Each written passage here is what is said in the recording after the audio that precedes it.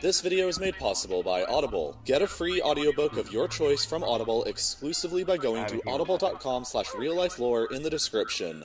This is a map of the United States, and hundreds of years of colonization and laws has made the country's geography pretty weird in more than just a few places. Today, I'm going to show you a few maps that will change your perception of how you see this country and its place in the world. First of all, South America. At first glance, it seems like South America is directly south of North America, and while that's kind of the case, it's also not entirely accurate. If we were to move South America up, you'd find that nearly the entire continent is east of Florida, and that the westernmost edge would only be about 380 miles west of the Azores, which are a part of Portugal. Next up, if you had to guess right now which US state is closest to Africa, which one would you say? If you didn't say Maine, you're wrong, but yeah, despite being in the northeast and sharing a long border with Canada, if you draw a straight line across the ocean, you'll see that Maine is in fact the closest state geographically to Africa. Moving on next to Texas, there's a couple pretty weird things about this state. First of all, this town that nobody has ever heard of, called Dalhart.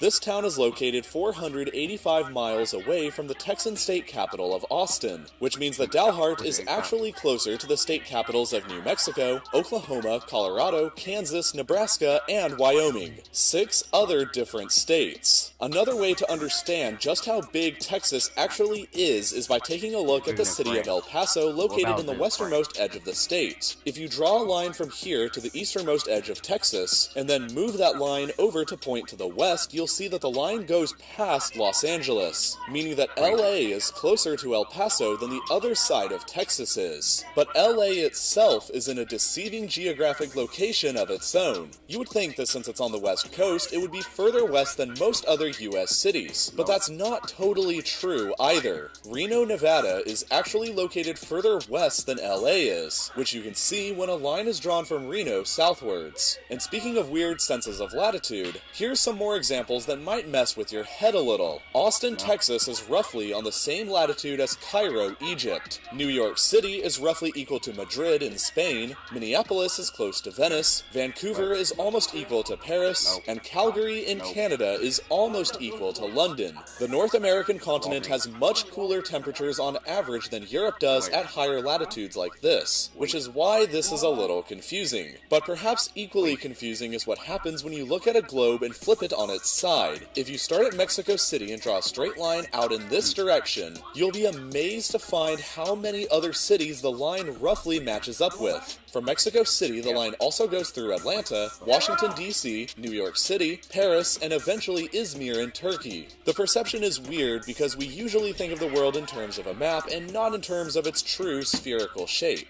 The final geographic oddities in America that I'll be discussing in this video are located around the northernmost parts of the country. First up in this region is Detroit, where if you start in the downtown region and travel south, you'll end up pretty quickly in Canada. If you head east, you'll also end up in Canada. If you go north, you'll end up in Lake Huron, and then eventually Canada again. It's easy to end up in Canada while in Detroit, but it's even easier while in Point Roberts, an exclave of the United States south of Vancouver. The only way to get from this part of America to the other part of America is by driving 25 miles through Canada, using their very small airport or taking a boat across the bay. There's over 1,300 people that live here, and only one school that only provides education up to 4th grade. From 4th grade on, American children in the Point have to take a 40-minute bus ride through Canada to the other side of the US. And finally, let's talk a little bit about Alaska. Alaska is pretty obviously the northernmost US state, but it's also at the same time the westernmost and easternmost state because of the international date line located here, which part of Alaska crosses over.